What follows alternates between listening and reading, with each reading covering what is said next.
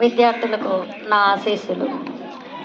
ఉత్తమ ఉపాధ్యాయ అవార్డు గ్రహీత Jabil sir గారికి నా యొక్క ప్రత్యేక అభినందనలు తెలియజేస్తున్నాను.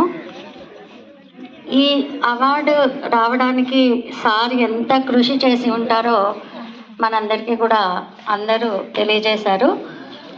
ముఖ్యంగా ఏ వ్యక్తి అయినా ముందంజ రావాలి అంటే వెనుక ఒక శక్తి ఉంటుంది. ఆ శక్తి స్త్రీ శక్తి. అది మేడం అని అందరూ చెప్పడం జరిగింది. దానిలో ఎటువంటి సందేహము లేదు.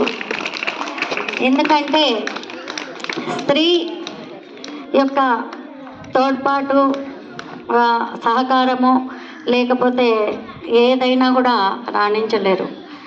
కాబట్టి మేడంకు ప్రత్యేకంగా నా యొక్క ధన్యవాదాలు తెలియజేసుకుంటున్నాను.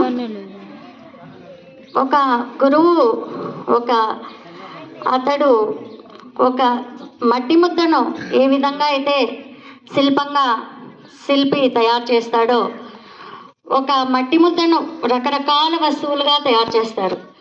అదేవిధంగా ఒక రాయిని శిల్పంగా తయారు చేస్తారు.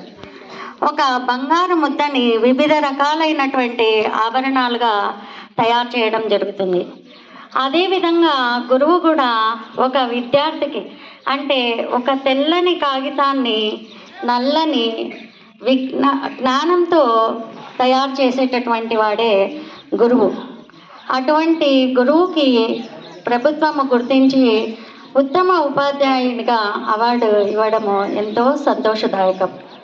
ఈ అవకాశాన్ని ఇచ్చినటువంటి ప్రధానోపాధ్యాయ సార్ గారికి నా యొక్క ధన్యవాదాలు తెలియజేసుకుంటూ